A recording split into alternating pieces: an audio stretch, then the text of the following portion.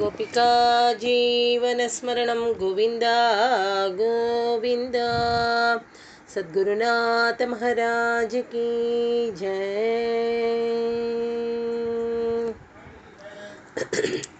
ஸ்ரீபதியான பகவானோட குருவாயூரப்பனோட பரம கிருப்பையில் நம்ம இன்னைக்கு நாளைக்கு 2 நாள் நல்லபடியாக பிரகலாதனோட சரித்திரம் 24வது தசகத்துலேருந்து பாவார்த்தம் பார்க்கலாம். ஸ்ரீமத் பாகவதத்தில் 7வது ஸ்கந்தத்தில் தான் பிரகலாதனுடைய சரித்திரத்தை ரொம்ப அழகாக விஸ்தீர்ணமாக ஸ்ரீ சுக்கர் சொல்லிகிட்டே வரார். எப்படி அப்படின்னா பரீட்சித் கேட்குறான் சுகாச்சாரியாரை பார்த்து, என்ன அப்படின்னா பகவானுக்கு எல்லாருமே சமம் தானே, எதுக்காக பகவான் அசுரர்களை வதம் பண்ணணும், நல்லவர்களுக்கெல்லாம் நல்ல வாழ்க்கையை கொடுக்கணும், அசுரர்களை வதம் பண்ணினாலும் அவளுக்கு ஒரு மோட்சத்தை கொடுக்கக்கூடிய ஒரு மனசு பகவானுக்கு எப்படி இருக்குது, இதெல்லாம் எதனால், ஏன் இப்படி பகவான் பாரபட்சமாக இருக்காரா இல்லை துவேஷிக்கிறவாளையும் நேசிக்கிறவாளையும் ஒரே மாதிரியே நினைக்கிறாரே, எதனால் இந்த மாதிரி நடந்துக்கிறார் அப்படின்னு சொல்லி பரீட்சித் கேட்குறான் சுகாச்சாரியார்கிட்ட. சுகர் ரொம்ப அழகாக அதுக்கு பதில் சொல்கிறார். பதில் சொல்லும் பொழுது என்ன அப்படின்னா, அதாவது ஒரு குடும்பமே எப்படி ஒரு பகவானால் உத்தாரணம் ஆறுது அப்படிங்கிறது ரொம்ப அழகாக சொல்கிறார் சுகாச்சாரியால். எப்படி சொல்கிறார் அப்படின்னா, ஒரு குடும்பத்தில் அப்பாவாக இருக்கக்கூடிய ஹிரண்யகசிப்புவும் அவனுடைய குழந்தையாக இருக்கக்கூடிய பிரகலாதன், இவா 2 பேருடைய சரித்திரம் எவ்வளோ பெரிய விஷயம் அப்படிங்கிறத ரொம்ப அழகாக காமிச்சு தரார். இவாள்லாம் எப்படி ஒரு அசுரர்களாக ஜனிக்கிறா அப்படிங்கிறத ரொம்ப அழகாக சொல்கிறார். எப்படி அப்படின்னா, வைகுண்டத்தில் ஜெய விஜயாளாக இருந்தா இவா 2 பேரும். யார் அப்படின்னா, இந்த ஹிரண்யாக்ஷனும் ஹிரண்யகசிப்புவுமாக இருக்கக்கூடிய பிரதர்ஸ் இவா 2 பேரும். அப்போ ஒரு நாளைக்கு சனகாதியர்கள் பகவானை தரிசனம் பண்ணுறதுக்காக வரா. அவள் எப்படி இருக்கா அப்படின்னா, ஒரு 5 வயசு குழந்தைகளாக இருக்கா. யார் சனகாதியர்கள் ஒரு 5 வயசு குழந்தைகளாக இருக்கா. அவள் அவதூத்தர்களாக இருக்கா. அவதூத்தர்கள்னால் திகம்பரர்கள், ஆடையெல்லாம் இல்லாமல் சின்ன குழந்தைகளாக இருக்கா. அவளை பார்த்துட்டு இவாளுக்கு இந்த ஜெயனுக்கும் விஜயனுக்கும் ஒரு கோபம் விடுறது. கோபம் அவளை உள்ளே போகக்கூடாது அப்படின்னு தடுக்கிற. சனகாதியர்கள்லாம் யார் அப்படின்னா அவளாம் நித்திய சூரிகளாட்டம் பிரத்யட்சமாக பகவானாக இருக்கக்கூடியவாவா.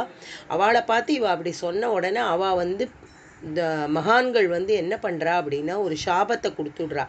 என்ன அப்படின்னா, பகவான் மேலே உங்களுக்கு துவேஷ வாசனை வரா மாதிரியான சாபம் அப்படிங்கிறார். அதாவது பகவானையே துவேஷிக்கக்கூடிய ஒரு ஜென்மாவை நீங்கள் எடுப்பேள் அப்படின்னு சொல்கிறார். அதுபடி இவள் முதல் ஜென்மத்தில் என்ன அப்படின்னா, அதிதியிட்ட அசுரகுலத்தில் ஹிரண்யாக்ஷன் ஹிரண்யகசிப்புவாகவும், 2வது ஜென்மத்தில் ராட்சச குலத்தில் ராவணன் கும்பகர்ணனாகவும், 3வது ஜென்மத்தில் சிசுபாலன் தந்தவக்திரனாகவும் பிறக்கிறார். இவள் 3 ஜென்மா பகவானை துவேஷம் பண்ணி துவேஷிச்சு அது மூலமாக இவாளுக்கு பகவானுடைய பிராப்தியே இவாளுக்கு கிடைக்கிறது அப்படிங்கிறதான் ரொம்ப அம்சமாக 7வது ஸ்கந்தத்தில் பாகவதத்தில் ரொம்ப அழகாக சொல்லிட்டு வரா.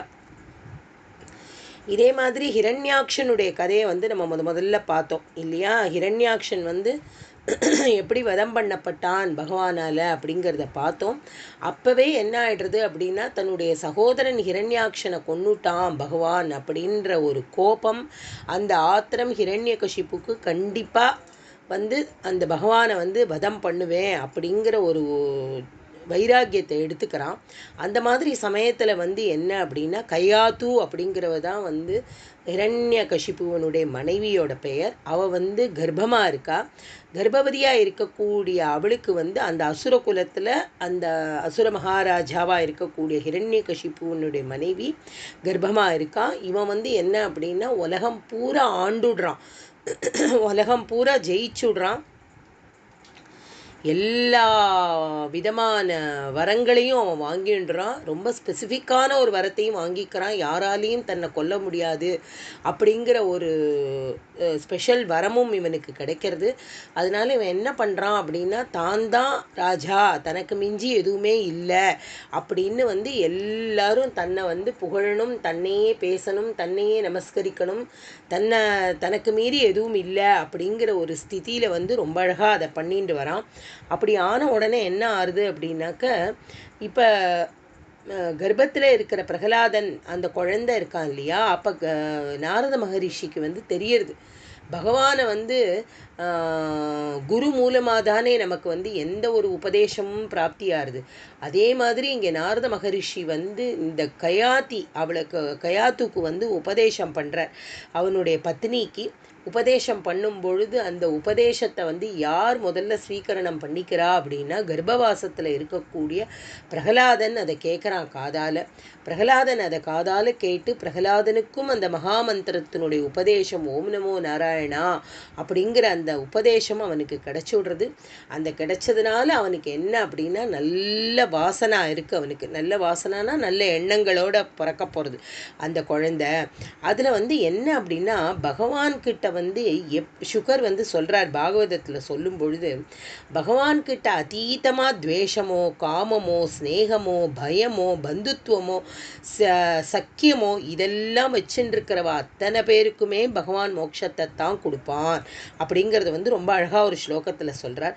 கோபியக காமாத் பயாத் கம்சக துவேஷா சைத்யாதயோ நிருபாஹா சம்பந்தாத் விஷ்ணய ஸ்நேகாத் பூயம் பக்தியா வயம் விபோம். அதாவது நாரத மகரிஷி வந்து தர்மபுத்திரருக்கு வந்து பிரகலாதனுடைய சரித்திரத்தை உபதேசம் பண்ணுறார். அதையே தான் சுகர் பரீட்சித்துக்கு சொல்கிறார். இருந்தாலும் நாரதர் சொல்லும் பொழுது வந்து சொல்கிறார் எப்படி ஒரு பிரேம பக்தினால் வந்து கோபிகைகள் எல்லாம் பகவான் அடைஞ்சா, கம்சன் என்ன பண்ணினா சதா சர்வ காலமும் அவனுக்கு வந்து பகவானிடத்துல பயம் இருந்தது. அந்த பயத்தினாலேயே அவன் பகவான் அடைஞ்சான். சிசுபாலன் என்ன பண்ணினா அப்படின்னா பகவானை துவேஷம் பண்ணிகிட்டே இருந்தான்.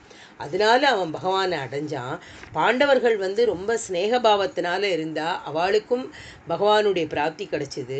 யாதவர்கள்லாம் வந்து பந்துத்துவம்னா ஃபேமிலி ரிலேட்டட், அதனால அவளுக்கு கிடைச்சிது. நாரதர் போன்ற பெரிய மகரிஷிகள்லாம் பக்தினால பகவானை அடைய பெற்றா இவாள்லாம்.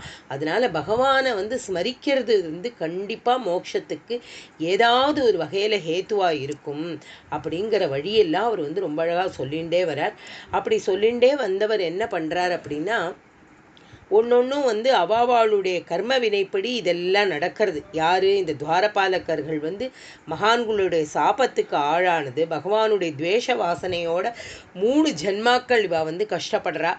ஹிரண்யாக்ஷன் ஹிரண்யகசிப்புவா இருந்தபோது அவள் என்னெல்லாம் கஷ்டங்களோ அதே மாதிரி ராவண கும்பகர்ணனாக இருக்கும் பொழுது என்ன மாதிரி கஷ்டம், அதுக்கப்புறம் சிசுபாலன் தந்தபக்தரனாக இருக்கும் பொழுது என்ன கஷ்டம், இதெல்லாம் ஒன்னொன்றும் வந்து பாகவதம் ரொம்ப அழகாக சொல்லிகிட்டே வருது.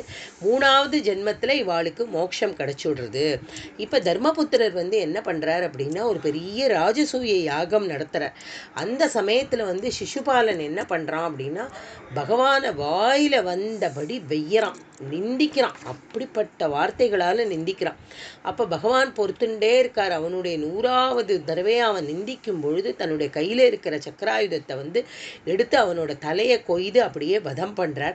அந்த சமயத்தில் என்ன ஆறுது அப்படின்னா சிசுபாலனுடைய உடம்புலேருந்து ஒரு தேஜஸ் அப்படியே கிளம்பி பகவானோட உடம்புல போய் அப்படியே ஐக்கியமாயிடுறது. இதை பார்த்த தர்மபுத்திரர் வந்து கேட்குறார், பகவானை துவேஷம் பண்ணின சிசுபாலனுக்கு இப்படிப்பட்ட மோட்சம் கிடைக்கிறது வந்து நியாயமா அப்படின்னு கேட்குறார். அதனால வந்து அப்படி நாரதரை கேட்கறச்ச நாரதர் வந்து சொல்கிறார், சிசுபாலன் தந்தபக்தரன் இவாளோட பூர்வ கதையெல்லாம் விஸ்தாரமாக சொல்கிறார். இவருக்கு சொல்லி பகவானை இவாளெல்லாம் துவேஷிக்கிறதுக்கு என்ன காரணம் அப்படின்னா மகான்களுடைய சாபம் தான் இவாளெல்லாம் துவேஷிக்கிறதுக்கு காரணமாக இருந்தது.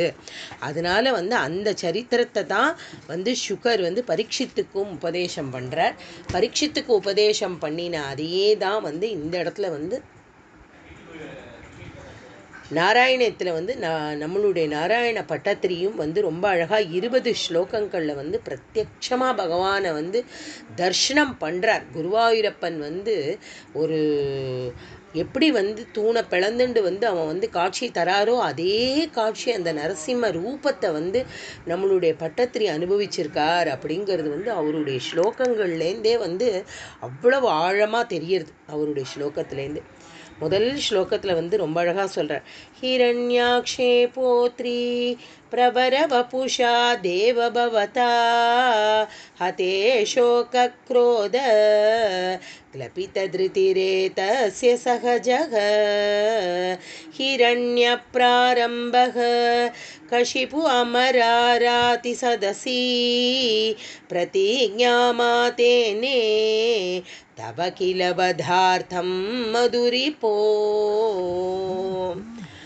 அதாவது என்ன அப்படின்னா, ஹிரண்யாக்ஷன் வந்து என்ன பண்ணுறான் அப்படின்னா, அத்தனை உலகத்துக்கே கேடு பண்ணுறான் இல்லையா ஹிரண்யாக்ஷன்.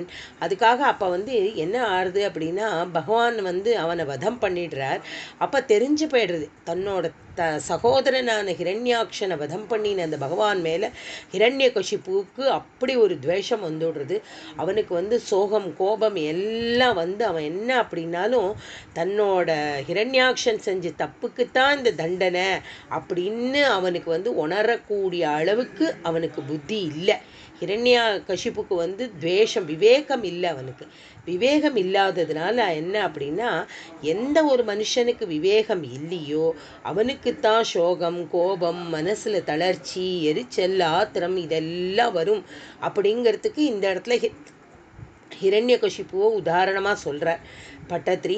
அதனால் அவனுக்கு என்ன ஆயிடுறது அப்படின்னா, அவன் வந்து ஹிரண்யகசிப்பு வந்து தன்னோட அசுரர்களோட சபையில் வந்து ஒரு பெரிய பிரதிஜை எடுத்துக்கிறான். என்ன மாதிரியான பிரதிஜை அப்படின்னா, இந்த பகவானை நான் தான் கொல்ல போகிறேன் அப்படிங்கிறதுக்கும் அப்படி ஒரு பிரதிஜையை எடுத்துன்றான். ஆனால் வந்து பகவானை கொல்ல முடியுமா அப்படின்னு அவனோட சிந்தனை அவனோட புத்தி வந்து வேலை செய்யலை. அதுக்கு பதிலாக அவன் என்ன பண்ணான், பகவானை கொல்றதுக்கு என்ன அப்படிங்கிறதுக்கு பதிலாக தன்னை பகவான் கொல்லாமல் இருக்கிறதுக்கு என்ன வழி உண்டு அப்படின்னு யோஜனை பண்ணுறான். யோஜனை பண்ணிவிட்டு அவன் என்ன பண்ணுறான் அப்படின்னா, இந்த மாதிரி அவன் வந்து ஒரு பெரிய ஒரு தபஸ் பண்ணி ஒரு பெரிய ஒரு வரத்தை வாங்கிடுறான். யாராலையும் ஒரு நரனாலையும் என்னை கொல்ல முடியாது, ஒரு பகவானாலையும் என்னை கொல்ல முடியாது அப்படின்னு வந்து பகல்லையும் கொல்ல முடியாது, இரவுலையும் கொல்ல முடியாது, எந்த ஆயுதத்தாலையும் கொல்ல முடியாது அப்படின்னு விதவிதமாக கிளாஸ் போட்டு அப்படிப்பட்ட ஒரு வரத்தை வாங்கிடுறான். வாங்கினதுக்கு அப்புறம் என்ன ஆகுது அப்படின்னா, இந்த ஹிரண்யாக்ஷன் கொல்லப்பட்டதோட சரித்திரத்தை வந்து எப்படி வந்து ஒரு பிரம்மகத்தி தோஷத்தெல்லாம் நிவர்த்தி பண்ணும் அப்படின்னு பாகவதம் சொல்கிறதோ அதே மாதிரி வந்து அதனால தான் ஹிரண்யாக்ஷனை வந்து வதம் பண்ணுறதுக்காக வராக அவதாரத்தை எடுக்கிறார் இல்லையா பகவான். அதைத்தான் 13வது ஸ்கந்தத்தில் ஹிரண்யாக்ஷ வதத்தை வந்து இப்போ நம்பூதிரி ரொம்ப அழகாக பட்டத்திரி வந்து சொல்கிறார். இப்போ 24வது இந்த தசகத்தில் வந்து பிரகலாதன் வந்து சரித்திர ஆரம்பத்திலேயே வராக அவதாரத்தையும் ஹிரண்யாக்ஷ வதத்தையும் பட்டத்திரி சொல்லியிருக்கிறதோட காரணம் என்ன அப்படின்னா, நம்மளை மாதிரியான ஜனங்கள் எல்லாம் மேலே மேலே பாபங்களை பண்ணக்கூடாது அப்படிங்கிறதுக்காகவும் பிரகலாத சரித்திரம் இதெல்லாம் வந்து படித்து எல்லாருக்கும் ஒரு பெரிய ஸ்ரேயஸ் கிடைக்கணுங்கிறதுலையும் அவர் வந்து ரொம்ப அதீதமாக அதை பற்றி யோஜனை பண்ணியிருக்கார். அதனால் மனசில் வீணான கவலை கோபம் இதனால் வந்து கெட்ட பிரதிஜைகள் எல்லா முயற்சிகள் இதெல்லாம் வந்து எப்போ வருது அப்படின்னா, ஒரு சத்சங்கம் இல்லாமல் இருக்கக்கூடிய ஜனங்களுக்கு தான் இது வருது அப்படிங்கிறத வந்து சொல்கிறார். அந்த மாதிரி வந்து ஹிரண்யகசிப்பு வந்து ரொம்ப பெரிய தபஸ் பண்ணி என்ன மாதிரியான வரத்தை வாங்கினா அப்படிங்கிறதையும் வந்து ரொம்ப அழகா பட்டத்திரி வந்து 2வது ஸ்லோகத்தில் சொல்கிறார். விதாதாரம் கோரம் சகலு தபசித்வா நசிரதஹ புர சாக்ஷாத் குர்வன் சுரநரமிருகாத்யைஹி அனிதனம் வரம் லப்த்வாஹன் திருப்தோ ஜகதிகபவன்னாயகமிதம் பரீக்ஷுந்தன்யிந்திராத் அகரததிவம் துவாமகணயன். ஹிரண்யகசிப்பு வந்து ரொம்ப அப்படியே பகவான்கிட்டேருந்து தன்னை காப்பாற்றிக்கணும், அதே சமயம் யாரும் தன்னை வதம் பண்ணிடக்கூடாது அப்படிங்கிறதுல வந்து ரொம்ப ஸ்ட்ராங்காக வந்து பிரம்மாட்ட வேண்டிண்டு வரத்தை வாங்கிக்கிறான். எப்படிப்பட்ட வரம் அப்படின்னா தெய்வீகமான சக்தி. அதாவது துஷ்டர்களுக்கும் வந்து தெய்வீகமான சக்தி கிடைக்கிற அளவுக்கு அவள் வந்து தபஸ் பண்ணுறான். யாரை நோக்கி அப்படின்னா பகவானை நோக்கி தான். ஆனால் பிரம்மதேவனுக்கு வந்து என்ன அப்படின்னா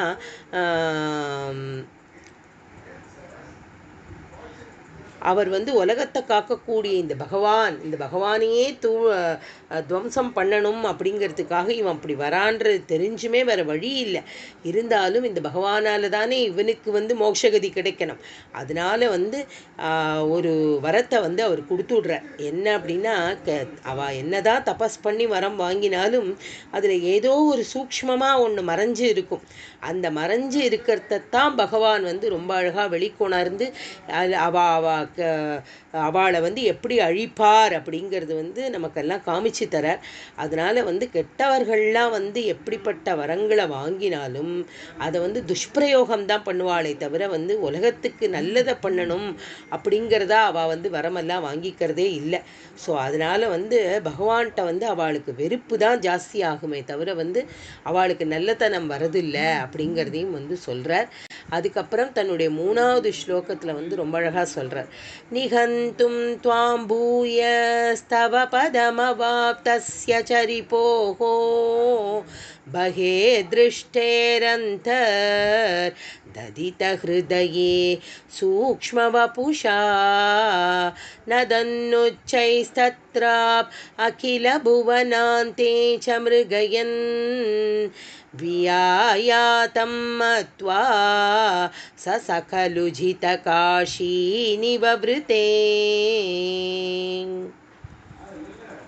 அதாவது சுபாவமாக வந்து சாதுக்களுக்கெல்லாம் வந்து கோபம் வந்தது அப்படின்னா ஒரு க்ஷணந்தான் இருக்கும். ஆனால் இந்த துஷ்டர்களுக்கெல்லாம் ஹிரண்யகசிப்பு இவாளுக்கெல்லாம் கோபம் வருது அப்படின்னா என்ன ஆறுது அப்படின்னா இவாளுக்கெல்லாம் அதிகமாக நாளுக்கு நாள் அது ஜாஸ்தி ஆகிட்டே இருக்கும். இப்போ என்ன ஆறுது அப்படின்னா பகவானுடைய இருப்பிடமாக இருக்கக்கூடிய வைகுண்டத்துக்கே போய் தேடுறான். என்ன அப்படின்னா இந்த பகவானை கொல்றதுக்காக வந்து தேடுறதுக்கு போகிறான். ஆனால் அவனுக்கு வந்து பகவானை எங்கே தேடணும்னு தெரியல. பகவானை எங்கே தேடணும்? வெளியில் தேடி கிடைக்கக்கூடியவரா பகவான்? அவர் எங்கே தேடணும்? நம்மளுடைய ஹிருதயத்திலேயே இருக்கக்கூடிய பகவானை ஹிருதயத்தில் பார்க்க தெரியாத அஜ்ஞானி. அவன் வந்து ஞானமில்லாதவனாக இருக்கான் ஹிரண்யகசிப்பு. அதனால தான் வந்து பட்டத்திரி வந்து ரொம்ப அழகாக சொல்கிறார். ஏகோ தேவ சர்வபூதேஷு கூடக, ஒரே தெய்வம் எல்லா பொருள்கள்லையும் மறைஞ்சிருக்கு அப்படிங்கிறதா வந்து சாஸ்திரம் சொல்கிறது. அதை தான் வந்து பட்டத்திரி இங்கே அழகாக சொல்கிறார்.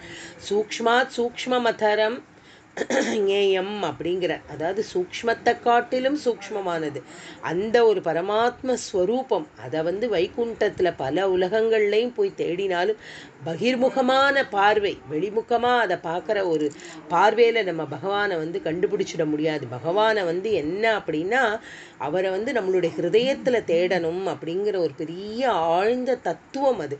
அப்படிப்பட்ட ஒரு தத்துவத்தை வந்து சொல்கிறார். அப்படி சொல்லும் பொழுது இவன் என்ன பண்ணுறான் அப்படின்னா அவன் வந்து இந்த லோகத்தையே தான் ஜெயிச்சுட்டோம் அப்படிங்கிறத வந்து ரொம்ப சந்தோஷமாக சொல்கிறான். வைகுண்டத்தில் இருக்கக்கூடிய அந்த பகவானுடைய காதில் விழற அளவுக்கு சிம்ம நாதமாக அப்படி சிம்மம் மாதிரி கர்ஜிச்சு தேடுறான் பகவானை. ஹிரண்யகசிப்பு வந்து அப்படி தேடுறான். அப்படி தேடியும் அவனுக்கு வந்து கிடைக்கல. அவரை ஜெயிக்க முடியாமல் அவன் திரும்பி தன்னோட இடத்துக்கு வரான். எந்த வைகுண்டத்தில் வந்து பகவானை வந்து பார்த்து ஆனந்தப்படணுமோ அந்த பகவானை பார்த்து ஆனந்தப்படாமல் அவன் பயந்து ஓடியதாக நினச்சுன்றான். யார்? பகவான் ஓடி போய் எங்கேயோ ஒளிஞ்சுட்டு இருக்கான் அப்படிங்கிற ஒரு கர்வத்தோடு அவன் இங்கே வரான். ஹிரண்யகசிப்பு இத்தனை நாள் அவன் வந்து எல்லாரையும் வந்து வதம் பண்ணி நாட்டெல்லாம் ஜெயிக்கிறதுக்காக போனான் இல்லையா? அப்போ கையாத்து இங்கே கர்ப்பிணியாக இருக்கா. நாரத மகரிஷி அவருக்கு வந்து உபதேசம் பண்ணுறார். உள்ளே இருக்கக்கூடிய சிசுவான பிரகலாதன் அந்த உபதேசத்தை கேட்டு லோகத்துக்கே பரமபிதாவாக இருக்கக்கூடியது யாரு அப்படின்னா சாக்ஷாத் பகவான் தான் அப்படிங்கிறத வந்து ரொம்ப அழகாக உணர்ந்துக்கிறான். யார் அப்படின்னா நம்மளுடைய பிரகலாதன். உணர்ந்துட்டு அவன் வந்து சதா சர்வ காலமும் பகவான் நாமாவை மாத்திரமே ஜபிச்சுட்டு இருக்கான். அப்போ என்ன ஆறுது? அசுர குலத்தில் பிறந்திருந்தாலும் அவனை கொண்டு போய் பாடசாலையிலெல்லாம் சேர்க்குறா. பாடசாலையிலெல்லாம் சேர்த்தாக்க என்ன ஆறுது அப்படின்னா அசுர குலத்துக்கே இருக்கக்கூடிய ஆச்சாரியர் தானே பாடம் நடத்துகிறார். அங்கே வந்து என்ன அப்படின்னா பாடமெல்லாம் நடத்துறதுக்கு வந்து அத்தனை கோவில்களுடைய கதவுகளை மூட சொல்லி உத்தரவு கொடுத்து விடுறான் ஹிரண்யகசிப்பு. அவனுக்கு வந்து அவன் ஒருத்தந்தான் தெய்வம், அவனைத்தான் பூஜை பண்ணணும். அதனால வந்து அஷ்டோத்தர நாமாவளியாக இருக்கட்டும், சகசிர நாமாவளியாக இருக்கட்டும், அது வந்து கோட்டி அர்ச்சனையாக இருக்கட்டும், எல்லாமே ஹிரண்யகசிப்புவோட பேரில் தான் அர்ச்சனையே. ஸோ பகவான் அப்படிங்கிற ஒரு சுவாமிக்கு ஒரு அர்ச்சனைங்கிறதே இல்லாமல் நிறுத்திடுறான். எல்லா கோவில்களையும் மூடியாச்சு. எல்லாருடைய வாயிலையும் ஓம் ஹிரண்யகசிபவே நமஹா, ஓம் ஹிரண்யகசிபவே நமஹா அப்படின்ற மந்திரம் தான் வாயில் வரணும் அப்படின்னு வந்து உபதேசம் பண்ணுறான். அத்தனை பேரும் பயந்து நடுங்கின்னு இருக்கா. எல்லாருக்கும் அப்படி பயம். இதில் பயப்படாத ஒரே ஒருத்தர் யார் அப்படின்னா கம்சனோட சபைக்குள்ளேயும் நுழைவார், ஹிரண்யாக்ஷனுடைய சபைக்குள்ளேயும் நுழைவார், ஹிரண்யகசிப்புவையும் பார்ப்பார், சாட்சாத் பகவான வைகுண்டத்திலையும் போய் தரிசனம் பண்ணுவார். அப்படிப்பட்ட ஒரு சமமாக இருக்கக்கூடியது நம்மளுடைய நாரத மகரிஷி தான். ஏன்னா குரு ஒருத்தர் தான் எல்லாருடைய ஹிருதயத்திலையும், அவன் துவேஷபாவத்தோடு இருந்தாலும் சரி, நல்ல எண்ணங்களோடு இருந்தாலும் சரி, எல்லாருக்கும் கிருபா கட்டாட்சம் பண்ணக்கூடியது சாக்ஷாத் குரு ஒருத்தர் தான் அப்படிங்கிறத வந்து இந்த இடத்துல நம்ம நாரத மகரிஷி மூலமாக வந்து புரிஞ்சுக்க முடியறது. அப்படிப்பட்ட நாரத மகரிஷி வந்து இப்போ இவாளுக்கு வந்து உபதேசம் பண்ணி, இந்த பாலகன் ரொம்ப அழகு 4 வயசு குழந்தை, அந்த குழந்தையை கொண்டு போய் பாடசாலையில் சேர்க்குறா. குழந்தை என்ன பண்ணுறது, அழகாக எல்லாரோடையும் சேர்ந்துண்டு ரொம்ப நன்னா வந்து பாடங்கள் எல்லாம் கற்றுக்கிறதுக்கெல்லாம் முயற்சி பண்ணுறது. ஒரு வார்த்தையாக சொல்லும் பொழுதும் பகவன் நாமாவை தான் சொல்கிறான். அப்போ இருக்கக்கூடிய வாத்தியார்கள் மற்ற குழந்தைகளெல்லாம் சொல்கிறா, அப்பா நீ இந்த வார்த்தையை உபயோகம் பண்ணக்கூடாது, உங்கள் அப்பாவுனுடைய நாமத்தை தான் துதி பண்ணணும் அப்படின்னு சொல்கிறா. சொன்னால் வந்து பிரகலாதன் அழகாக சிரிச்சுட்டே சொல்கிறான், இந்த லோகத்துக்கே பிதா யார் அப்படின்னா சாக்ஷாத் அந்த பரவாசுதேவனாக இருக்கக்கூடிய பகவான் தானே. அந்த நாராயணனுடைய நாமத்தை சொல்லாமல் வேறு எந்த நாமத்தை நான் சொல்லணும், சொல்ல மாட்டேன் அப்படிங்கிறான். அவனுடைய அந்த ஒரு திருட பக்தியை பார்த்து அவளுக்கெல்லாம் அத்தியாச்சரியமாயிடுறது. எல்லா குழந்தைகளும் அவனை சுற்றி அவன் அப்படியே பஜனை பாட ஆரம்பிச்சு விட்றான். ஹரே ராம ராம ராம ஹரே ஹரே, ஹரே கிருஷ்ண கிருஷ்ணா கிருஷ்ண கிருஷ்ணா ஹரே ஹரே அப்படிங்கிற ஒரு பெரிய மகா மந்திரத்தை வந்து இந்த அத்தனை அங்கே படிக்கக்கூடிய குழந்தைகளுக்கெல்லாம் சொல்கிறான். ஜனங்களெல்லாம் ஒரே அத்தியாச்சரியம். ஹிரண்யகசிப்புவோட ஒரு பெரிய ராஜ்யத்தில் இப்படி பகவான் நாமாவை கேட்கக்கூடிய ஒரு பாக்கியம் நமக்கெல்லாம் கிடச்சிருக்கே அப்படின்னு சொல்லி அத்தனை பேரும் ஆச்சரியப்படுறா. பிரகலாதன் கர்ப்பத்திலேருந்தே பகவத் நாமத்தினுடைய உபதேசத்தை நாரதர்கிட்டேருந்து கிடைச்சதுனால அவன் எப்படி இருக்கான் அப்படிங்கிறத வந்து ரொம்ப அழகாக பட்டத்திரி வந்து தன்னுடைய 4வது ஸ்லோகத்தில் சொல்கிறார். ततोऽस्य प्रह्लादः समजनिसुतो गर्भवसतौ मुनेर्वीणापाणेः अधिगतभवद्भक्तिमहिमा स वै जात्या दैत्यः शिशुरपि समेत्य त्वयि रतिं कतस्त्वद्भक्तानां வரத பரமோதாஹரணதாம். இப்போ ஹிரண்யகசிப்பு என்ன பண்ணினா அப்படின்னா மந்திர பர்வத்தத்துக்கு போகிறான். அங்கே போய் தான் வந்து அவன் வந்து தன்னோட தபஸை வந்து பண்ணி இப்படிப்பட்ட ஒரு இதை வந்து வாங்கிக்கிறான். அப்போ வந்து என்ன ஆறுது அப்படின்னா, இவன் கிளம்பி போன உடனே இந்த இந்திராதி லோகத்தில் இருக்கிறவாளுக்கெல்லாம் ஒரு அசுரன் இல்லை அப்படின்னா அந்த இடத்த எப்படியாவது பிடிச்சுடணும்னு அவளுக்கெல்லாம் வந்து ரொம்ப ஒரு வெறி உண்டு. அப்போ இந்திராதி தேவர்கள்லாம் என்ன பண்ணுறா அப்படின்னா, இந்த அசுரர்களோட வீட்டுக்கு போய் எல்லாரையும் அடித்து துன்புறுத்துறா. அப்போ ஹிரண்யகசிப்புவோட மனைவி கையாத்து என்ன பண்ணுறா, இந்திரன் இழுத்துண்டு போகிறான். அப்போ நடு வழியில் நாரதர் வந்து இந்திரனை நிறுத்தி சொல்கிறார், அப்பா பரபுருஷனோட மனைவியை வந்து ஏன் இப்படி இழுத்துண்டு போகிற அப்படின்னு கேட்டதும் நாரதர் இந்திரன் அப்படி கேட்ட உடனே இந்திரன் சொல்கிறான், இவளோட கர்ப்பத்தில் வந்து அசுரனான ஹிரண்யகசிப்புவோட இன்னொரு சகிக்க முடியாத வீரியம் உள்ள ஒரு புத்திரன் உள்ள இருக்கான். அந்த குழந்தைய வந்து இவ பிரசவிச்சா என்ன ஆகும் அப்படின்றது உங்களுக்கு புரியலையா? அதனால இந்த குழந்தைய நான் கொன்னுட்டு இவளை திருப்பி அனுப்பிச்சுடுவேன், கவலைப்படாதீங்கோ, இனிமே ஒரு அசுர குலத்துல இன்னொரு குழந்தை அவசியம் இல்லை அப்படின்னு சொல்றான். அப்ப வந்து நாரத மகரிஷி வந்து சொல்றார், இவனுடைய கர்ப்பத்துல உள்ள குழந்தை வந்து அசுரத்தன்மை உள்ள குழந்தை இல்லப்பா, அது வந்து மகா பாகவத புத்திரனவா, அதனால அப்படிப்பட்ட புத்திரனை நீ கொல்லவும் முடியாது, இவன் இல்லாம இவனால தான் பகவான் இப்போ ஆவிர் பவிக்க போறார், தெய்வ பலம் உள்ள குழந்தை இது அப்படின்னு வந்து சொன்ன உடனே இந்திரனுக்கு புரியுறது, ஹரிபக்தன் தான் இவளுடைய கர்ப்பத்தில் வளர்ந்துட்டு இருக்கான் அப்படிங்கிறத உணர்ந்து அதனால அவனை வந்து பிரதட்சணம் பண்ணி நமஸ்காரம் பண்ணுறான். கர்ப்பத்தில் இருக்கக்கூடிய குழந்தைய அந்த பிரகலாதன் குழந்தைய வந்து தேவேந்திரன் வந்து பிரதட்சணம் பண்ணி நமஸ்காரம் பண்ணி கயாத்துவையே நமஸ்காரம் பண்ணுறான். பண்ணிட்டு இந்திரன் வந்து சொர்க்கத்துக்கு போயிடுறான். அப்படி போனதுக்கு அப்புறமா கயாத்து தன்னோட வீட்டில் இருந்தால் மறுபடியும் இந்திராதி தேவர்கள்லாம் வந்து தன்னை தொந்தரவு பண்ணுவா அப்படின்னு பயந்துட்டு அவள் என்ன பண்ணுறா அப்படின்னா நாரதருடைய ஆசிரமத்துக்கே வந்துடுறா. அங்கே வந்து தான் அவருக்கு பணிவிடையெல்லாம் பண்ணி நாரதரும் கர்ப்பிணியான இந்த கயாத்துக்கு வந்து தினமும் பகவானுடைய குணங்கள் எல்லாம் உபதேசம் பண்ணி பண்ணி பண்ணி கர்ப்பத்தில் இருக்கிற குழந்தை அதை எல்லாத்தையும் அனுபவித்து ரொம்ப க்ஷேமமாக இந்த குழந்தை இருக்கணும் அப்படிங்கிற ஒரு ஆசீர்வாதத்தையும் நாரதர்கிட்டேருந்து வாங்கிக்கிறது இந்த குழந்தை. அந்த ஒரு ஆசீர்வாதத்தினால தான் இந்த குழந்தைய ஒன்றுமே பண்ண முடியல. யாரால? அப்பாவா இருக்கக்கூடிய ஹிரண்யகசிபுவால் இந்த குழந்தைய ஒன்றுமே பண்ண முடியல. அப்புறம் இந்த 5 வயசுல இந்த குழந்தை வந்து இந்த பக்தியோட மகிமையை எல்லா அசுர குழந்தைகளுக்கும் இது உபதேசம் பண்ணுறது. அது வந்து ரொம்ப அழகாக சொல்கிறது, நம்ம எல்லாருமே ஒரே வயசில் இருக்கிறவா தானே, ஒரே குருக்கிட்ட தான் பாடம் கேட்டுக்கிறோம், ஆனால் உனக்கு மாத்திரம் இவ்வளோ அழகாக எப்படி இந்த பக்தியோட பெருமையெல்லாம் யார் உபதேசம் பண்ணினா அப்படின்னு இந்த பிரகலாதன்ட்ட எல்லா அசுர குழந்தைகளும் கேட்கறது. அப்போ பிரகலாதன் வந்து சொல்கிறான், தன்னோட அப்பா தவத்துக்காக வந்து மந்திரமலைக்கு போயிருந்தார் இல்லையா, அப்போ வந்து என்னோட தாயை இந்திரன் வந்து இழுத்துன்னு போனான். அப்போ நாரத மகரிஷி தான் எங்களை ரட்சித்து எங்களுக்கு எல்லா விதமான விற்த்தாந்தங்களையும் ரொம்ப அழகாக பக்தியும் உபதேசம் பண்ணினார். அதனால பாகவத்தில் இருக்கக்கூடிய அத்தனை சரித்திரத்தையும் எனக்கு வந்து சொல்லியிருக்கார் அப்படின்னு சொல்லி இந்த குழந்தை வந்து சொல்கிறது. அதை பட்டத்திரி ரொம்ப அழகாக திறனையாக சொல்லியிருக்கார்.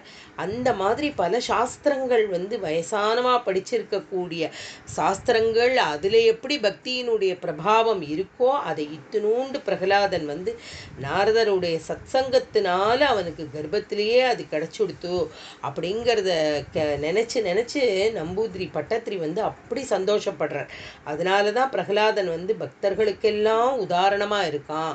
எப்படி பாகவதத்தினுடைய தியான ஸ்லோகத்திலேயே பிரகலாதனை வந்து பரம பாகவதன் அப்படிங்கிற பிரகலாத நாரத பராசர புண்டரீக முதல் பிளேஸ் வந்து பிரகலாதனுக்கு தான் கொடுக்குறா. அந்த இத்தினூண்டு குழந்தையினுடைய பக்தி எவ்வளோ பிரமாதம் அப்படிங்கிறத வந்து ரொம்ப அழகாக இதில் வந்து சொல்லிகிட்டே வரா. இப்போ பிரகலாதன் வந்து என்ன அப்படின்னா பகவத் பக்தியை வந்து அந்த ஹிரண்யகசிப்பு வந்து தன்னுடைய டீச்சர்ஸ் அந்த ஆச்சாரியர்கள் மூலமாக தெரிஞ்சுன்றான். தெரிஞ்சுன்றதுக்கு அப்புறம் அந்த குழந்தையை கூட்டிண்டு அவா வரா. எந்த அப்பாவுக்கும் ஆசையாக இருக்கும் இல்லையா, தன்னோட குழந்தை என்ன படிச்சிருக்கான் என்ன சொல்கிறான் அப்படின்னு கேட்கணும் அப்படின்னு அந்த 5 வயசு குழந்தைய வந்து தன்னோட மடியில் இழுத்தி வச்சுட்டு அழகாக கேட்குறார். யார்? ஹிரண்யகசிப்பு கேட்குறார், என்ன பாடம்பா படித்த அப்படின்னதும் அவன் வந்து பகவத் பக்தியை பற்றி ஒரு பெரிய வியாக்கியானமே சொல்கிறான் பிரகலாதன் தன்னுடைய அப்பாவுக்கு. அதை கேட்ட உடனே அப்படியே தக தக தக தகன்னு அவனுக்கு அப்படியே கோபம் கொப்பளிக்கிறது.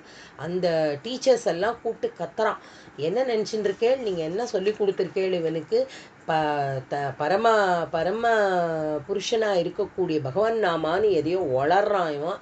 அவனுக்கு வந்து நீங்கள் என்ன சொல்லி கொடுத்துருக்கணும், யார் அவனுக்கு பரம புருஷன் அப்படின்னா சாட்சாத் அவனுடைய அப்பா தகப்பனாராக இருக்கக்கூடிய ஹிரண்யகசிப்பு தான் எல்லாத்துக்கும் அப்படிங்கிறத சொல்லணும். ஹிரண்யகசிப்புடைய மந்திரத்தை அவனுக்கு உபதேசம் பண்ணியிருக்கணும். இதையெல்லாம் பண்ணாமல் நீங்கள் என்னென்னமோ அவனுக்கு சொல்லி கொடுத்துருக்கேளே அப்படிங்கிறத வந்து சொல்கிறார். சொன்ன உடனே அவளுக்கெல்லாம் பயப்படுறா, அவள்லாம் அப்படியே நடுநடுங்கி போகிறா. அப்போ அவள் சொல்கிறா டீச்சர்ஸ் எல்லாம், நாங்கள் எவ்வளவோ முயற்சி பண்ணினோம், எவ்வளோ முயற்சியும் பலிக்கலை, குழந்தை வந்து ஊறி போயிருக்கான் பகவத் பக்தியிலேயே. அதனால அந்த குழந்தை வந்து ரொம்ப அழகாக அப்பா பகவானுடைய பக்தியை பற்றியும் அதோட சிரேஷ்டத்தை பற்றியும் ரொம்ப அழகாக சொல்கிறதே இந்த குழந்தை அப்படின்னு சொல்லி அவள்லாம் அதிக ஆச்சரியப்படுறா, அதை சொல்கிறா. அதே தான் வந்து அப்புறம் தன்னுடைய 5வது ஸ்லோகத்தில் வந்து இதை எப்படின்னு அவர் வந்து கேட்குறார். அப்பா கேட்க போகிறார். சுராரீணாம் ஹாஸ்யம் तव चरणदास्यं निजसुते सदृष्ट्वा दुष्टात्मा गुरुभिः अशेषेक्षचिरममुं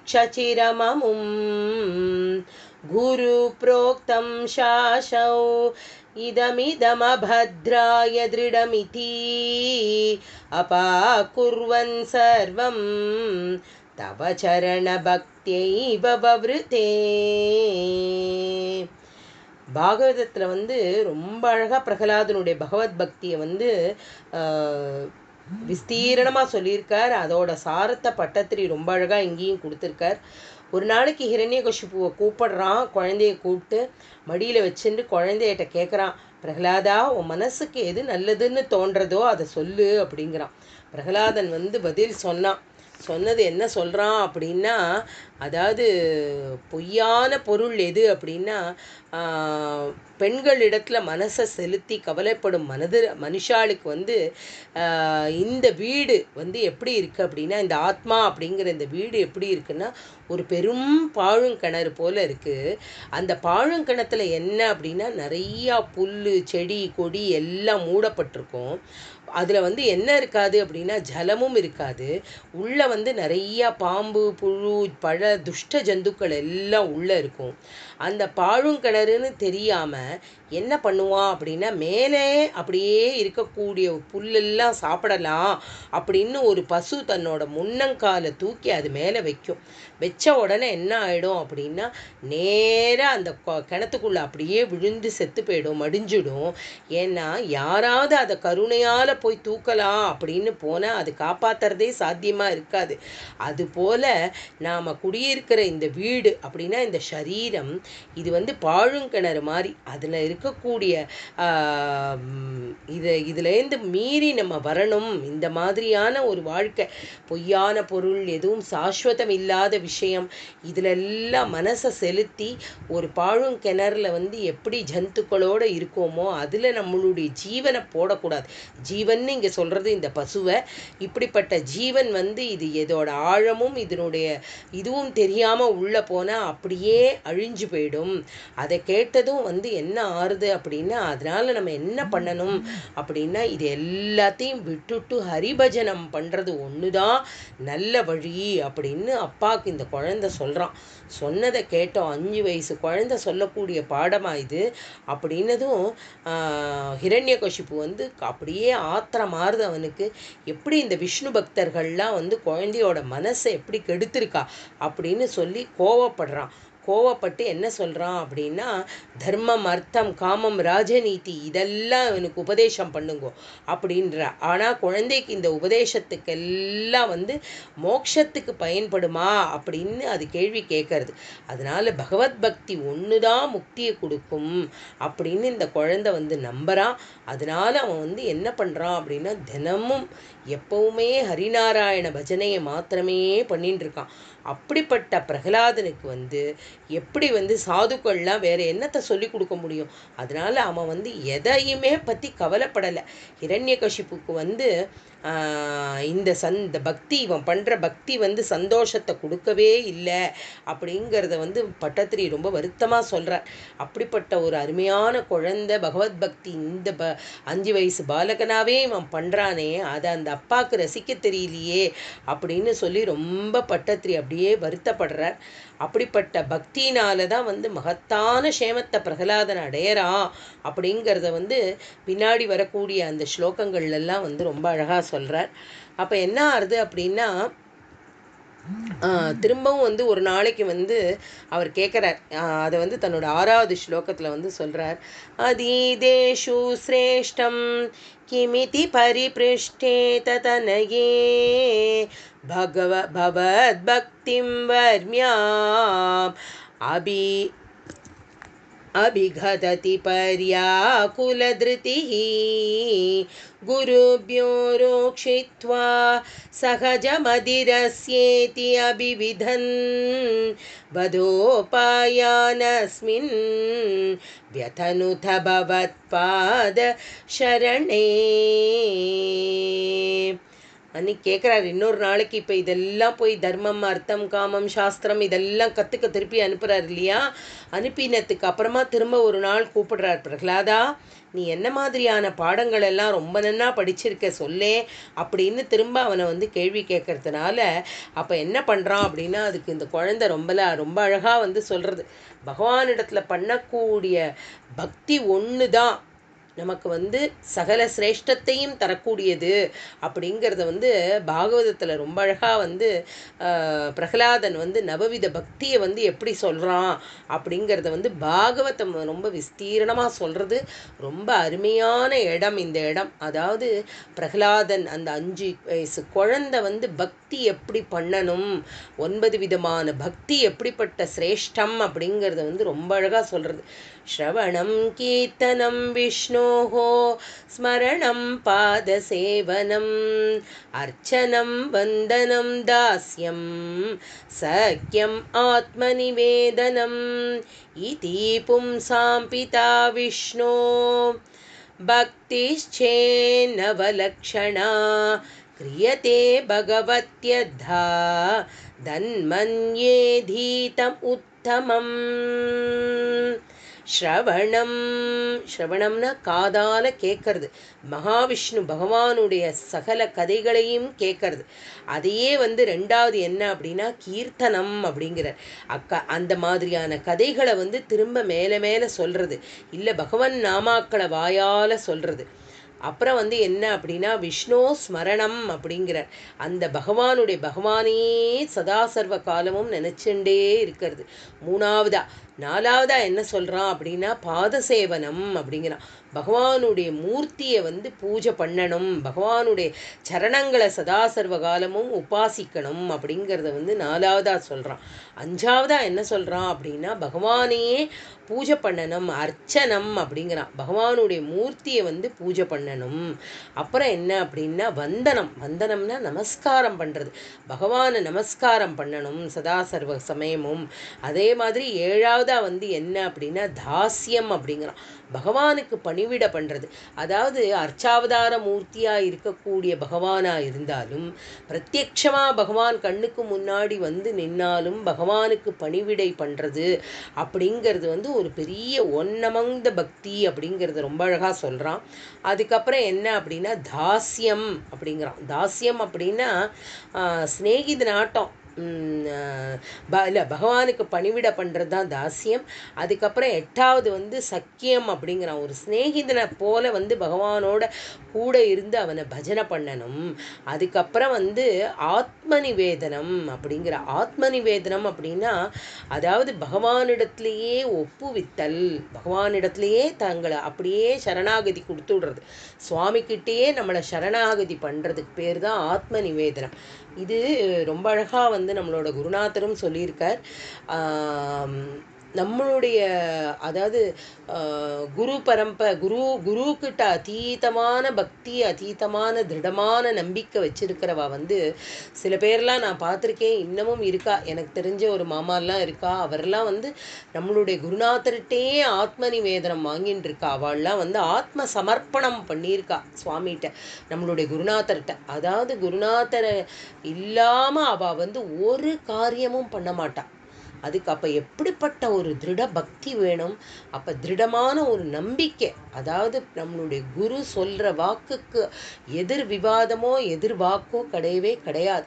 ஏன்னா அவர் கிழிச்ச கோட்டை தாண்டவே மாட்டா. அவர் இல்லாமல் அவர் சொல்லாமல் எந்த காரியமும் பண்ண மாட்டா. நித்திய சமர்ப்பணம். ஒரு நாளைக்கு கார்த்தால எப்படி நம்ம வந்து காயேன வாச்சா மனசேந்திரியர்வா புத்தியாத்மனாவா அப்படின்னு பகவான்கிட்ட எல்லாத்தையும் சமர்ப்பயாமின்னு கொடுக்குறோம் இல்லையா, அந்த மாதிரி குரு பக்தியில் வந்து எத்தனையோ மகான்கள் எத்தனையோ பெரிய பெரியவாள்லாம் இருக்கா. அவள் வந்து அப்படியே குருவே சரணம் அப்படிங்கிறதுல வந்து ரொம்ப திருட நம்பிக்கை அவளுக்கு. அதனால் குருவை மீறிய எந்த காரியத்தையும் பண்ண மாட்டா. ஆத்ம நிவேதனம் ஆத்ம சமர்ப்பணம் பண்ணிண்டவாள்லாம் இருக்கா. அந்த மாதிரி இப்போ வந்து இவன் சொல்கிறான் கடைசியாக என்ன அப்படிங்கிறான், ஆத்ம நிவேதனம் அப்படிங்கிறான். பகவானிடத்தையிலே உன்னை சமர்ப்பணம் பண்ணிக்கணும் அப்படிங்கிறத வந்து சொல்கிறான். இப்படி 9 விதமான பகவத் பக்தியை வந்து ஏதானும் ஒன்றாவது பக்தியில் எதையாவது ஒன்றையாவது வந்து நம்ம வந்து படிச்சுக்கணும் அப்படின்னு வந்து பிரகலாதன் வந்து ரொம்ப அழகாக சொல்கிறான். அதனால் வந்து வேறு எந்த படிப்பும் படிப்பே கிடையாது அப்படிங்கிறான். அதனால் வந்து எப்போ இந்த 9 விதமான பக்தியை ஒருத்தன் வந்து கடைபிடிச்சுட்டானோ அவனுக்கு வந்து என்றைக்குமே மோட்சந்தான் அப்படிங்கிறதுனால வந்து இப்போ இதில் வந்து எக்ஸாம்பிளாக ரொம்ப அழகாக சொல்கிறான். யாரெல்லாம் சிரேஷ்டமாக வந்திருக்கா இதில் அப்படிங்கிறத வந்து பார்க்கலாம்.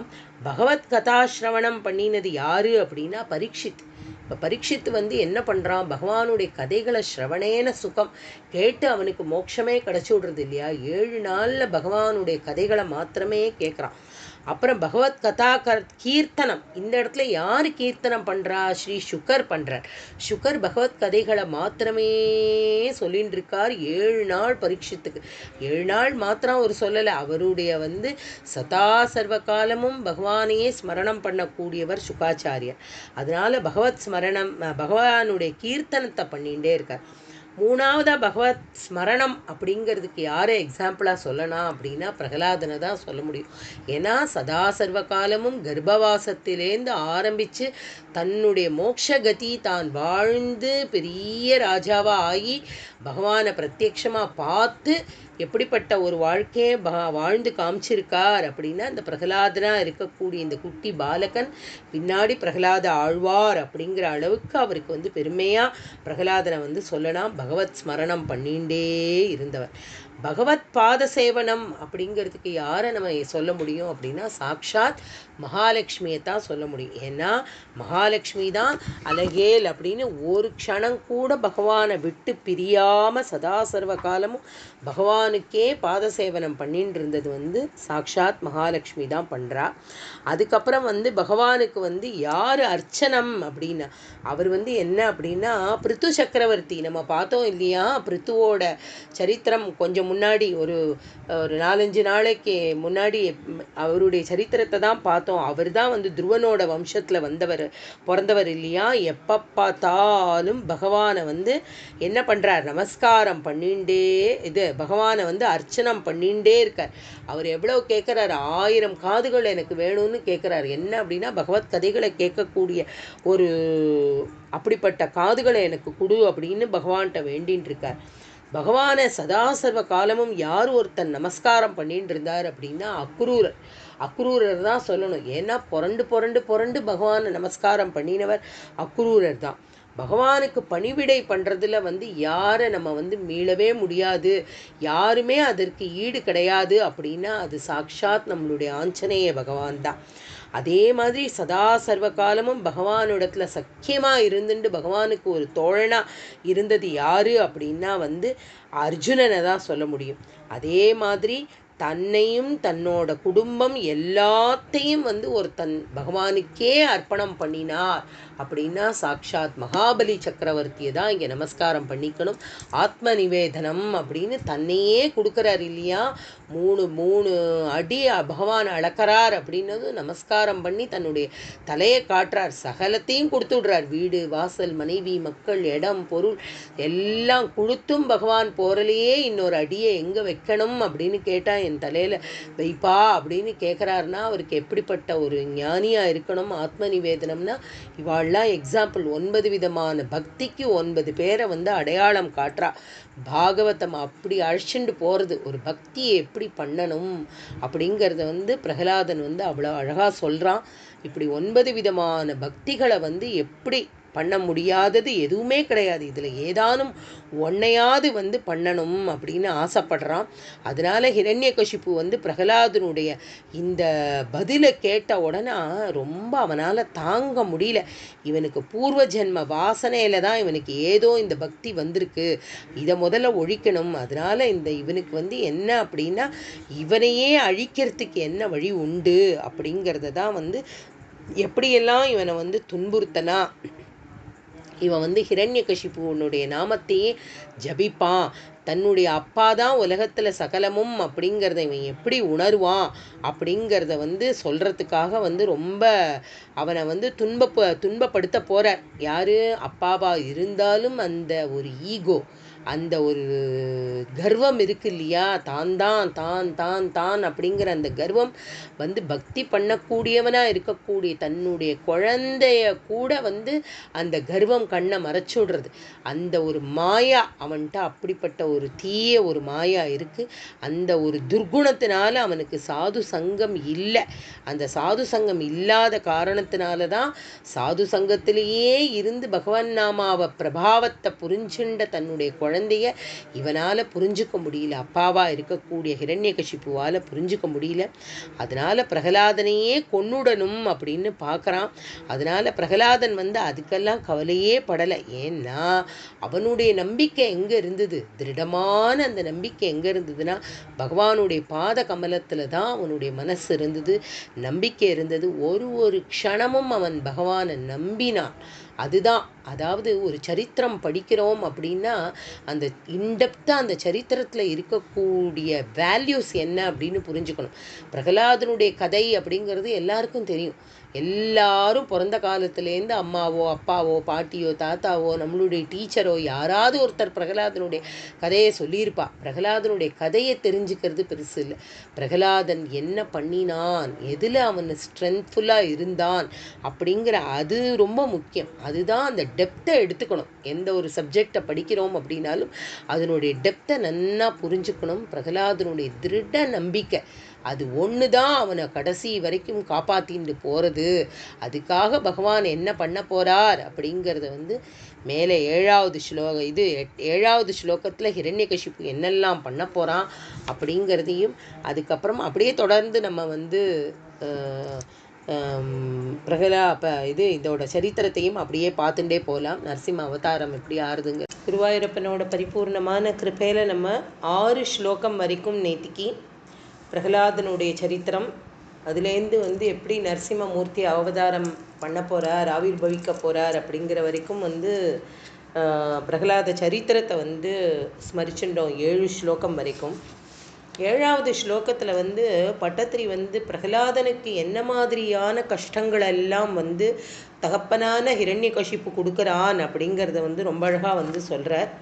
சசூலைராவித்த சுபகுமதிதோ திக்கஜகணைः மகாசர்பைதஷ்டோபியனஷன கராஹாரவிதுதः गिरीन्द्रावक्षिप्तो यः परमात्मन्नै विभो त्वयि न्यस्तात्मध्वात् किमपि न निपीडामभजत.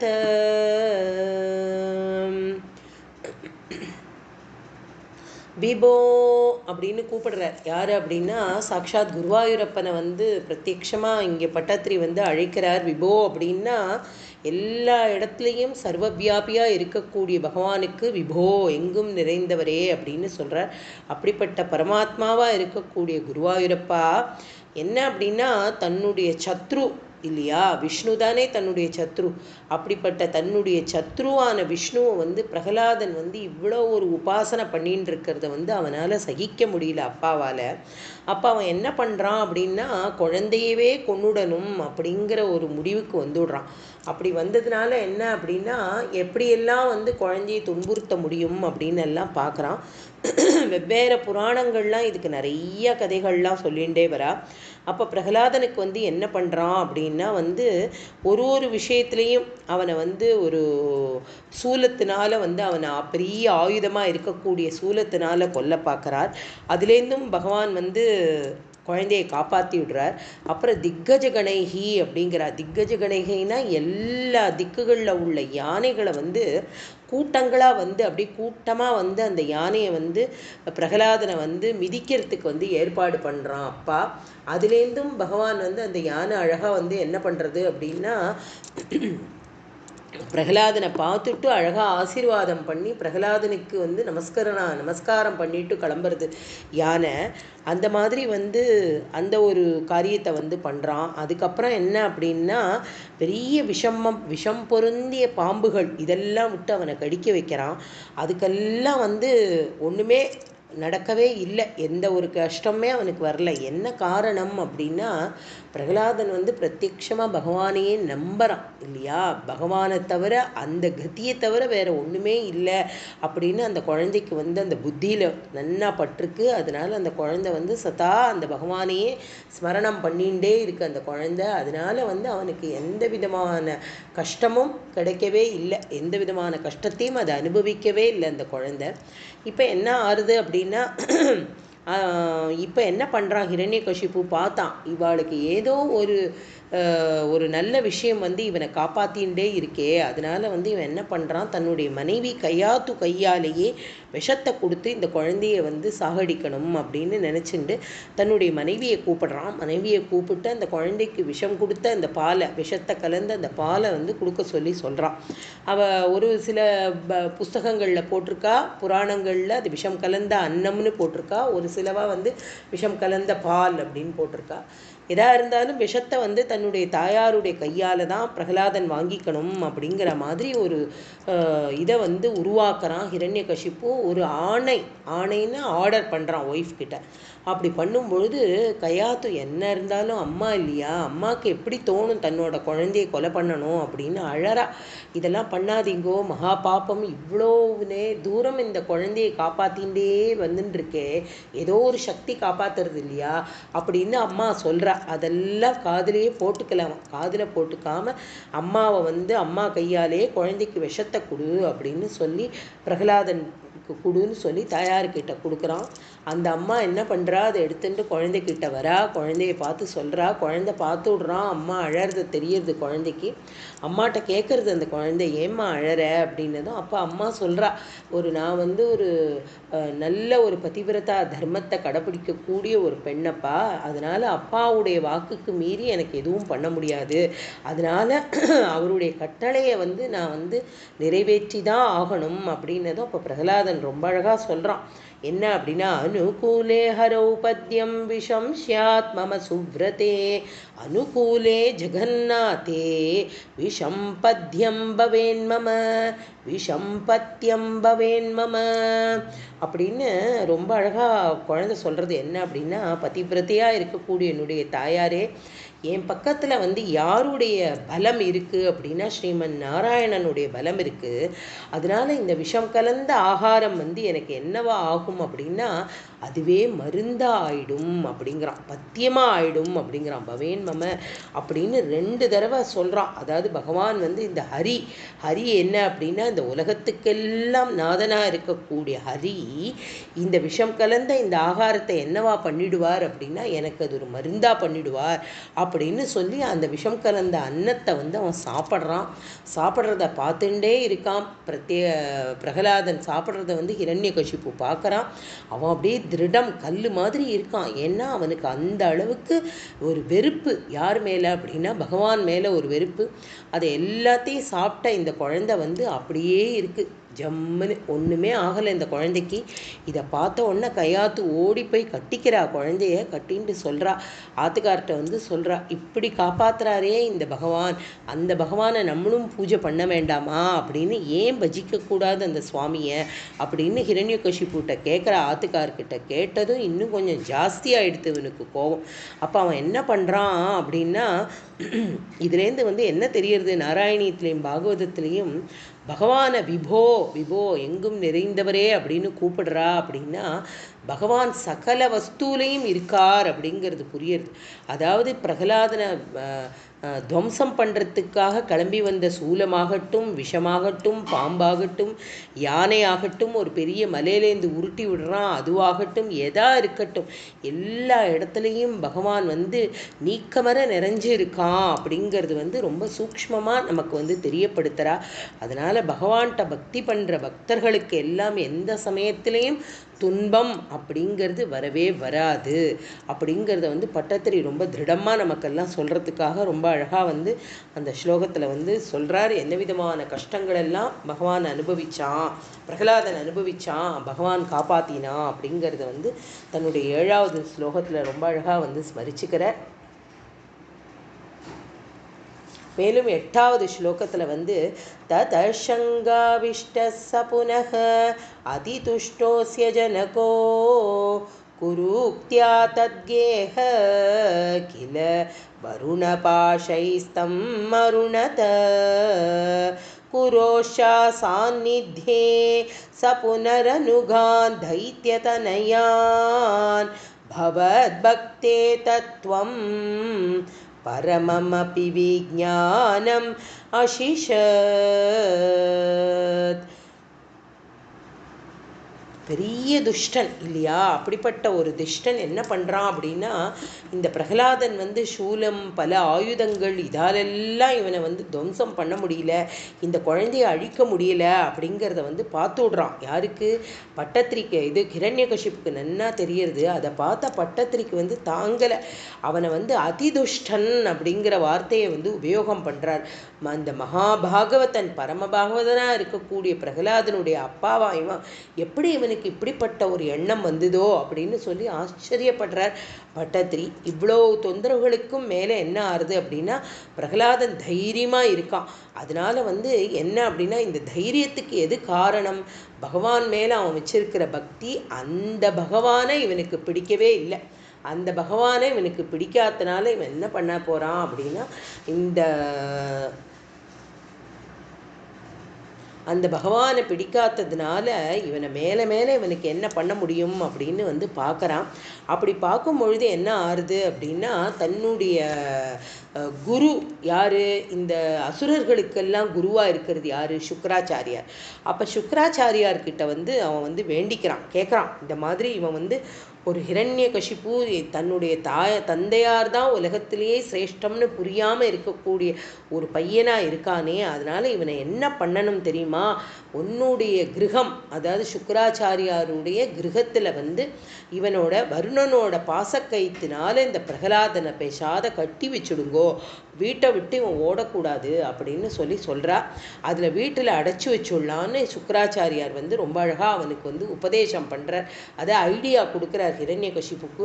அதே மாதிரியே என்ன பண்ணுறா, அந்த சுக்கராச்சாரியாருடைய புத்திரர்கள்லாம் சேர்ந்து இந்த பிரகலாதனை அந்த தன்னோட வீட்டுக்குள்ளேயே, குரு புத்திரனுடைய வீட்டுக்குள்ளேயே கட்டி வச்சு விடுறா. அப்போ என்ன ஆறுது அப்படின்னா, கூட படிக்கக்கூடிய அசுர குழந்தைகள் எல்லாரையும் பிரகலாதன் பார்க்குறான். அவன் ஒன்றும் எதுக்குமே கவலைப்படலை. எப்போ பார்த்தாலும் நாராயண மகாமந்திரத்தையே ஜபிச்சுன்னு இருக்கிற குழந்தை இல்லையா? அதனால அப்போ அவன் என்ன சொல்கிறான், அங்கே சுற்றில இருக்கக்கூடிய அத்தனை அசுர குழந்தைகளுக்கும் அவன் அழகாக பரபிரம்ம ஸ்வரூபத்துடைய அனுபவத்தை, அந்த ஞானத்தை அந்த குழந்தைகளுக்கெல்லாம் சொல்லி கொடுக்குறான்.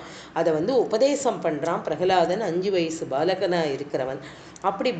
அப்போ என்ன ஆறுது அப்படின்னா, அசுரமான எண்ணங்களே உள்ள இந்த குழந்தைகள் கூட ரொம்ப அருமையான ஒரு உபதேசத்தை ரொம்ப அழகாக தெரிஞ்சுன்றா. இவாளுக்கு ஃபஸ்ட் கிளாஸாக இந்த உபதேசம் புரியறது இவாளுக்கு.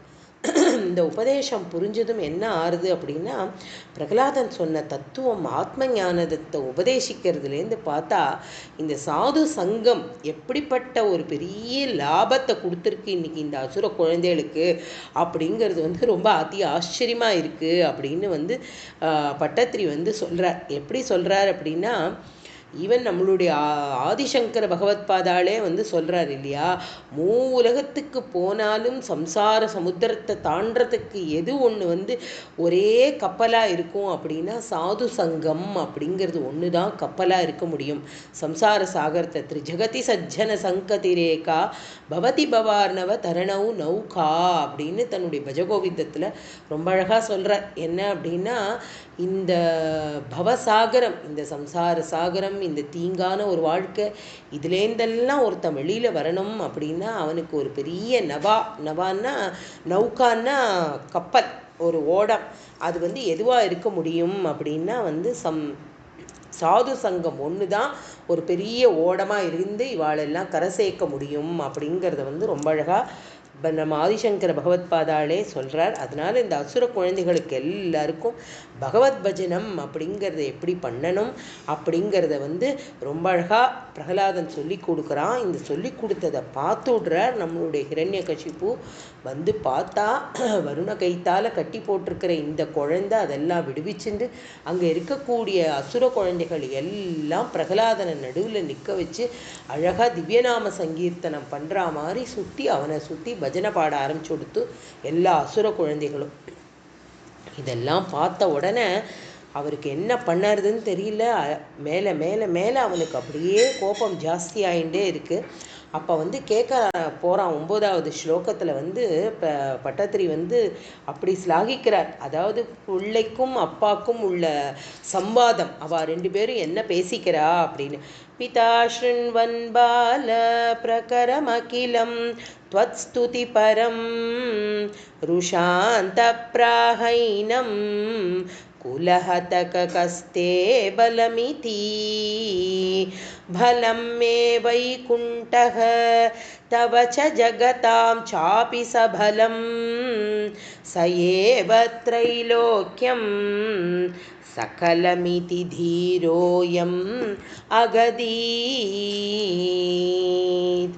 ரொம்ப அழகாக வந்து ஹிரண்யகசிப்பு வந்து என்ன சொல்கிறார் அப்படின்னா, இந்த பால பிரகரம் அப்படின்னா இந்த குழந்தைகள் கூட்டத்தை எல்லாம் பார்த்துட்டு தன்னை துதி பண்ணணும் எல்லாரும்.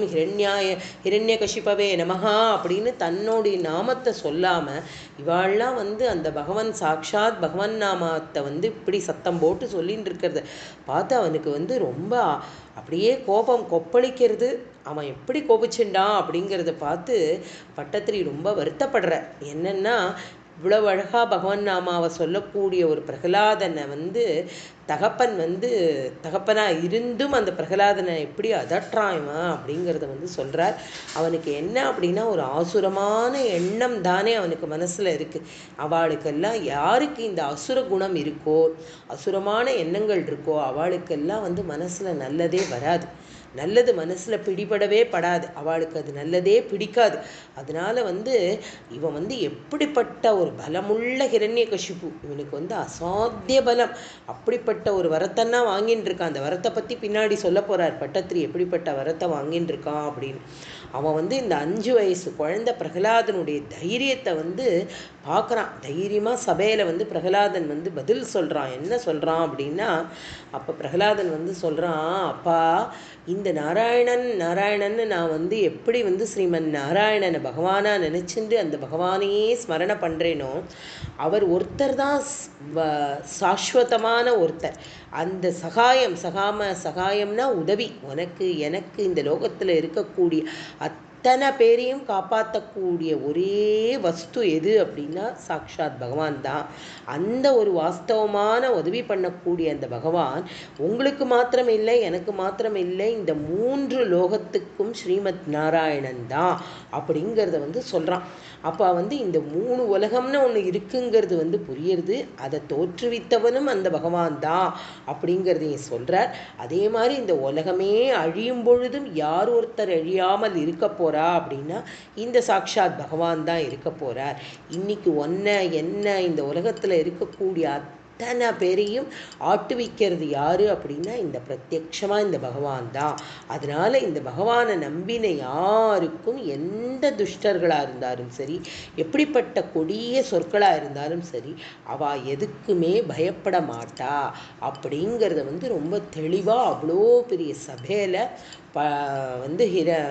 ஹிரண்யகசிப்பு தன்னுடைய அப்பா மேலே கொஞ்சம் கூட பயம் அப்படிங்கிறதே இல்லாமல் பிரகலாதன் அப்படியே சூளுரைக்கிறான். இதை பார்த்து அப்படியே சொல்கிறான், அதிவேகமாக சொல்கிறான் எப்படிப்பட்ட பகவான் அப்படிங்கிறது பகவத் பிரேமையும் பகவத் பக்தி, எப்படிப்பட்ட பக்தி பகவத் பக்தி அப்படிங்கிறது ரொம்ப குழந்தை அவ்வளோ அழகாக சொல்கிறது.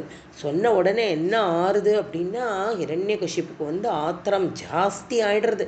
அப்போ அவன் என்ன பண்ணுறான், அந்த சபையில் அப்படியே தன்னுடைய இடுப்பில் இருக்கிற வாளை எடுத்துட்டு சுற்றி அங்கே இருக்கக்கூடிய பிரகலாதனை கொல்லணும்னு அவனுக்கு மனசு அப்படியே துடிக்கிறது.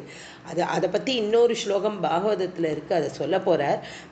இதுக்கு நடுப்புற அவர் கேட்குறான், நீ இவ்வளவெல்லாம் பேத்துறையே பகவான் பகவான் பகவான்னு சொல்லிகிட்டே இருக்கியே, அந்த பகவான் எங்கடா இருக்கான் அப்படின்னு அந்த தன்னுடைய பையனை பார்த்து கேட்குறான். அரே குவாசௌ குவாசௌ சகல ஜகதாத்மா ஹரிரிதி பிரபின்னே ஸ்மஸ்தம்பம் சலித கரவாளோதிதி சுதः अत पश्चात् विष्णु न हि वदितुमीशोऽस्मि सहसा कृपात्मन् विश्वात्मन् पवनपुरवासिन् मृडयमाम्. அரே குவாசௌ கேட்குறாரு, எங்கே இருக்கான்? அரே அப்படின்னா அடே பிரகலாதா அப்படின்னு பையனை பார்த்து கூப்பிடுறான். சகல ஜெகதாத்மா, இந்த சகல உலகத்துக்கும், அசௌ ஹரிஹி இந்த நாராயணன், குவ எங்கே, அசௌ குவ எங்கே இருக்கான், அவன் எந்த இடத்துல இருக்கான் அப்படின்னு சொல்லி சலித கரவாளக அப்படிங்கிற, அதாவது வீசின கத்தியோடு அப்படியே சுத்துறானா. திதி சுத்தக அப்படின்னா திதியோட புத்திரனாக இருக்கக்கூடிய இந்த ஹிரண்யகசிப்பு ஸ்தம்பம்னா அங்கே நிற்கக்கூடிய ஒரு பெரிய தூண், அப்படியே ரத்தனத்தினால் அலங்காரம் பண்ணப்பட்டிருக்கிற பல தூண்கள் இருக்குது அவனுடைய சபையில். அந்த நடு சபையில் நின்றுண்டு ஒரு தூணை அப்படியே குத்தி கேட்குறான், எங்கே இருக்கான் உன்னோட பகவான், நீ சொல்லக்கூடிய அந்த பகவான் எங்கே இருக்கான் அப்படின்னு சொல்லி கேட்ட உடனே அப்போ என்ன அப்படின்னா அந்த சபையில் இருக்கக்கூடிய அவ்வளோ பெரிய ரத்னமயமான அந்த தூணில் ஹரி இல்லை, அப்படி இங்கே இருக்கானாடா உன்னோட ஹரி அப்படின்னு அவன் கேட்குறான். அப்போ என்ன சொல்கிறார் இந்த பிரகலாத சுவாமி, பகவான் பட்டத்திரி ரொம்ப அழகாக இந்த இடத்துல பிரகலாதனை சுவாமின்னே கூப்பிடுறார். ஏன்னா அப்படிப்பட்ட பாகவத சிரோன்மணி இல்லையா பிரகலாதன், அதனால் இந்த ஸ்லோகத்தில் பகவான சுவாமின்னே பிரகலாதனை சுவாமின்னே சொல்கிறார். பிரகலாத சுவாமி சொல்கிறார் என்ன அப்படின்னா, அப்பா அந்த தூணில் தெரிகிறாரே என்னோட ஹரி அப்படிங்கிறான். அப்படி சொன்ன உடனே அவளுக்கு தாங்க முடியல, அந்த இதில் எப்படிப்பா தெரியுவான் அப்படின்னதும் அப்போது அவனுக்கு ரொம்ப கோபம் ஜாஸ்தியாகிடுது. தூணை அப்படியே குத்துறான். இந்த தூண்லையாடா இருக்கான்னு சொல்கிறேன், உன்னோட ஹரி இந்த தூணில் எப்படிடா இருப்பான், எங்கே இருக்கான் உன்னோட ஹரி, ஹரே குவாசவ் அப்படின்னு கத்துறான். கத்தி அப்படியே சுழட்டி அந்த கத்தியால் அப்படி அவனை பயமுறுத்துறான். அப்போ என்ன ஆறுது அப்படின்னா பட்டார்னு வெடிக்கிறது அந்த ஸ்தம்பம், அந்த தூண் பட்டார்னு வெடித்து அதுலேருந்து பகவான் அப்படியே ஒரு மனித ரூபமும் இல்லை, சிங்கமும் இல்லை, அதாவது ஒரு நரசிம்ம அவதாரமாக பக்தனான பிரகலாதனுடைய வார்த்தையை காப்பாற்றுறதுக்காக சத்தியத்துக்காகத்தான் அதுலேருந்து ஆவிர் பவிக்கிறார். நரசிம்ம அவதாரம் அப்படிங்கிறது இந்த இடத்துல இதை நினைச்ச மாத்திரம் 10வது ஸ்லோகத்தை எழுதின நம்மளுடைய பட்டத்திரிக்கு என்ன ஆயிடுறது அப்படின்னா அதுக்கு மேலே ஒரு வரி கூட எழுத முடியல அவரால்.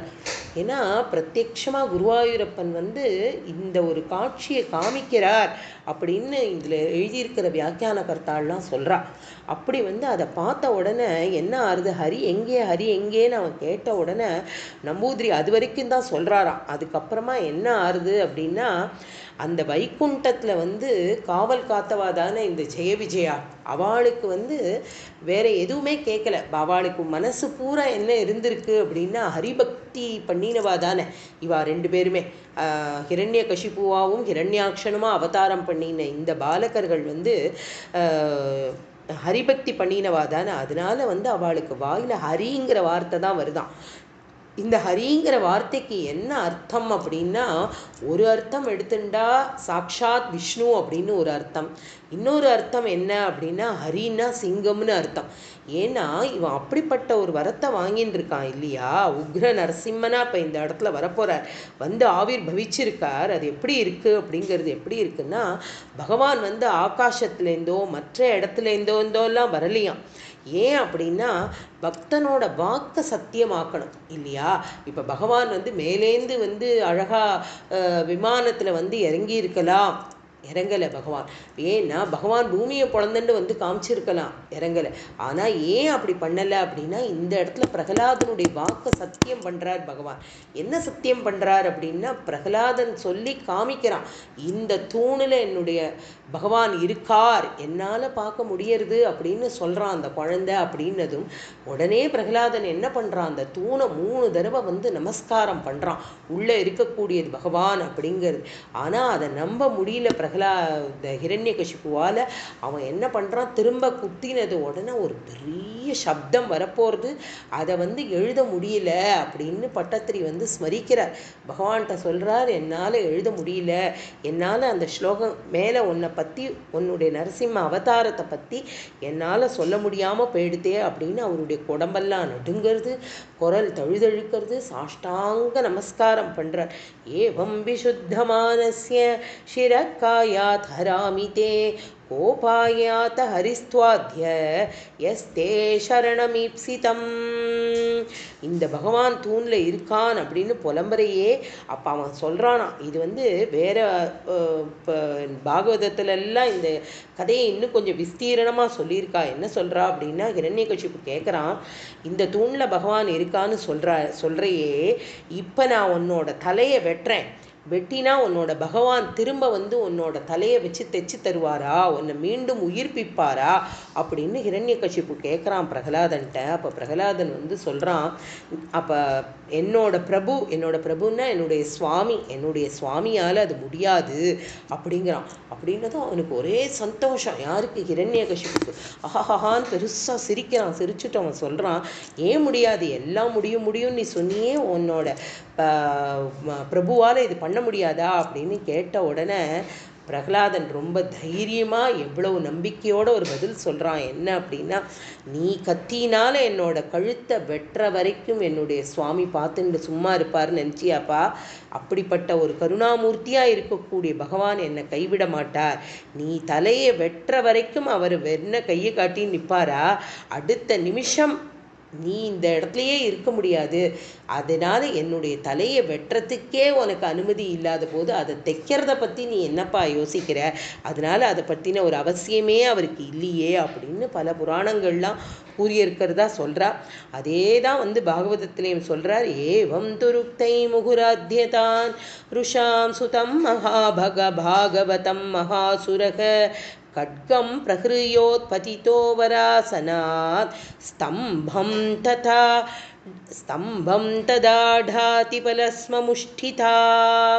சுகர் பரீட்சித்துக்கு இந்த சரித்திரத்தை உபதேசம் பண்ணும்பொழுது என்ன அப்படின்னா, பல தீய சொற்கள்னால இந்த பாகவதன் ஆன பிரகலாதனை ரொம்ப குரூரமாக ஹிரண்யகசிபு நிந்திச்சான். அந்த வார்த்தைகளெல்லாம் என்னால் இப்போ சொல்ல முடியலன்னு சுகர் வருத்தப்படுறாராம். பரீட்சித்துக்கு சொல்கிறார், அப்படிப்பட்ட ஒரு பாகவத உத்தமனாக இருக்கக்கூடிய பிரகலாதனை அவனுடைய அப்பா இப்படியெல்லாம் பேசினா, அந்த மாதிரியான கடுஞ்சொற்களை என்னால் எழுத முடியலப்பா அப்படின்னு சொல்லி சுகர் பரீட்சித்துக்கு சொல்கிறார். இப்போ 24வது தசகத்தில் தன்னுடைய 10வது ஸ்லோகத்தில் பகவான் ஆவிர் பவிக்கிறார் அப்படிங்கிறத சொன்ன மாத்திரத்திலேயே மூர்ச்சி ஆயிடுறார் நம்முடைய பட்டத்திரி. அவர் பிரத்யட்சமாக பகவான் அப்படியே கண்ணுக்கு முன்னாடி பார்க்குறார்.